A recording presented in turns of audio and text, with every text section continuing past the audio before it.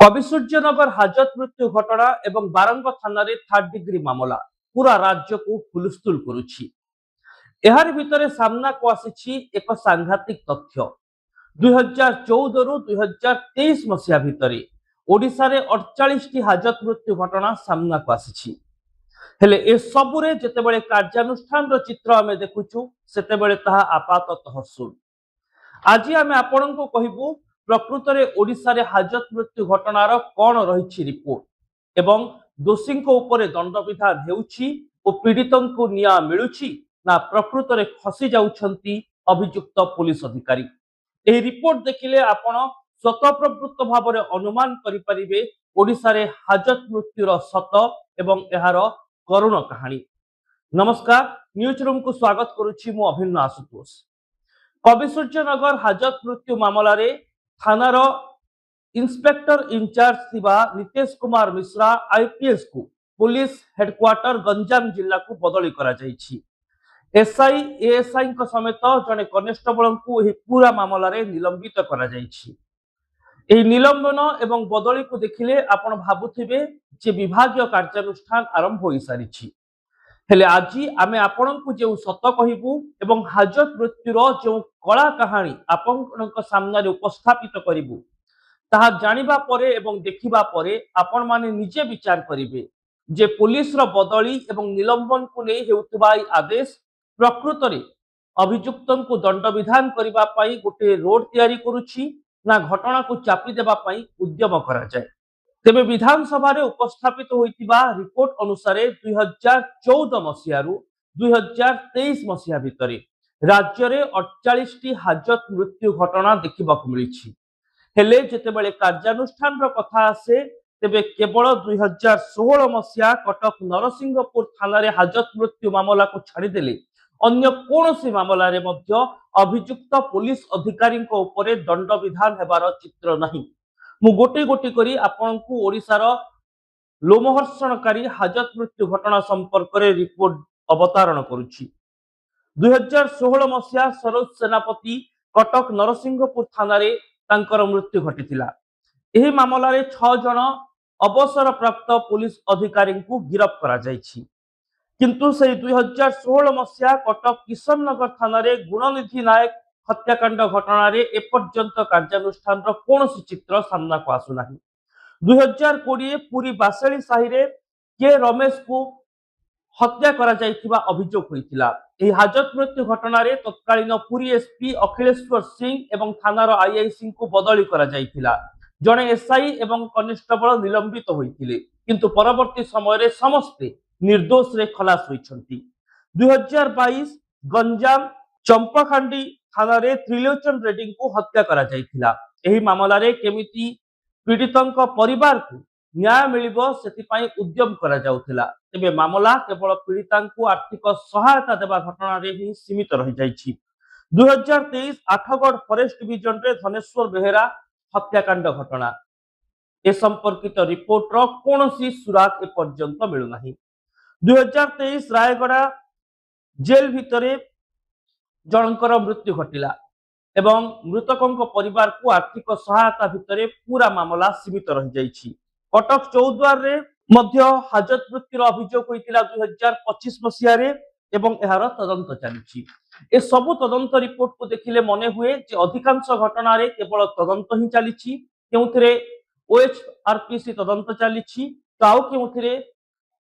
Judicial inquiry चलिछि। गोटे घटना रे केवल दोषी पुलिस अधिकारी गिरफ होइतिबा बेले अन्य तमाम घटना रे मामला केवल पीड़िता परिवार को आर्थिक सहायता देबा घटना रे सीमित रहि जाउछि। आउ किछि रिपोर्ट रो खोज खबर भी मिलु नाही। तबे सब भितरे कविसूर्यनगर सुशांत साहुंको मृत्यु घटना सामना को आसीबा परे अकल रे पड़िछि पुलिस। पुलिस डीजी निर्देश दैछंती जे आईपीएस नितेश मिश्रा को पुलिस हेडक्वार्टर गंजाम को बदली करा जायछि। एहा सहित आईआईसी भी बदली होइछंती। जने एसआई जने एएसआई एवं जने कनेस्टेबल निलंबित होइछंती। ये एलिगेशंस आछी सेटा इंक्वायरी होबा हमरा मु प्रिलिमिनरी इंक्वायरी मु करे की रिपोर्ट देबी तापर हमरा स्टेट एचआरपीसी अछि से मानकर भी गोटे तदंत होबा से किए इनवॉल्व रहिबो समस्त अगेंस्ट भी एक्शन होबो और तापर भी सब एंगल माने बहुत एंगल रही सब एंगल रे हमरे तदंत करिबु एनक्वायरी करिबु तापर एते कोन कोन बारिबा सेही दिगरे हमें डेफिनेटली एक्शन लिया जिनसटा से मनकर एलिगेशन कोन कोन अछि सब जिनसटा हमें सब दिगरे हमें एनक्वायरी करिबु डेफिनेटली से माने कोन कहउछंती समस्त सब जिनसटा को हमें एनक्वायरी करिबु का को भी हमें इग्नोर करिबु नै देखंतु तारा वॉमिटिंग थिला और तापरे ताकू माने किछि गैस्ट्राइटिस प्रॉब्लम थिला सेटा पाई ताकू हॉस्पिटल निया जायतिला तो तापरे सर डॉक्टर भी ताकू कहिछि ताका गैस्ट्रिक प्रॉब्लम अछि से निजे भी कहितिला से द गैस्ट्रिक प्रॉब्लम अछि करकी से सब कोन कोन अछि सब जिनसटा को हमें एनक्वायरी करिबा हमारा पुलिस पक्षरु किछि बोल हला तो नियति से माने करे अगेंस्ट एक्शन होबा सीसीटीवी हमारे एनक्वायरी चलिबा एनक्वायरी टाइम रे किए अछंती क्या किए मांगिबे एनक्वायरी ऑफिसर माने आसीबे से माने को डेफिनेटली हैंड ओवर करियो वर्तमान समय सबुठारु बड़ प्रश्न जे एही घटना रे कोन पीड़ितांकु न्याय मिलिबो जे एही पूरा घटना रे भुक्तभोगी अर्थात जहांकर मृत्यु होईछि तांको परिवार सदस्य प्रकृत रे जानी परिबे जे क्यों पुलिस अधिकारी एही निर्मम हत्याकांड पछरे दायी ना अन्य मामला भली ए मामला रे मध्य पुलिस खसी जिवो एवं केवल आर्थिक सहायता रे पूरा मामला सीमित रहिबो जदि आपण भारतर ट्रेंड को देखिबे तबे भारत रे ओडिशा हेउछि चतुर्थ राज्य जेउठी सर्वाधिक हाजत मृत्युर मामला सामना को आसे उत्तर प्रदेश महाराष्ट्र एवं तमिलनाडु परे एनसीआरबी रे बा नेशनल क्राइम रिकॉर्ड ब्यूरो रे ओडिशार ना रहिछि हेले जेतेबेले ओडिशा रे कन्विक्शन रेट सामना को आसे ताहा आपाततः शून्य जेतेबेले कि हाजत मृत्यु मामला रे सारा देश रे कन्विक्शन रेट बा दोषी पुलिस अधिकारी को गिरफ्तारी रो संख्या को तर्जमा करा गले यार हार 3% रु 5% किंतु ता ओडिशा रे शून्य एथिरु आपण माने अनुमान करि परिबे जे प्रकृत रे ओडिशा रे हाजत मृत्यु घटना रे सठिक तदंत हेउछि कि दोषी को ऊपर उचित कार्यानुष्ठान हेउछि कि आपण को मने थिबो शहीद नगर हाजत मृत्यु घटना अंततः इलेक्ट्रोनिक्स मीडिया सामना को आसीबा परे शहीद नगर थाना रे जेतेबेले जने अभियुक्त को मीडिया ब्रीफिंग पाई उपस्थापन करा जाउतिला ठीक सेति बेले कि बेले कैमरा सामना रे उक्त अभियुक्तर मृत्यु घटिला किंतु एही पूरा मामला रे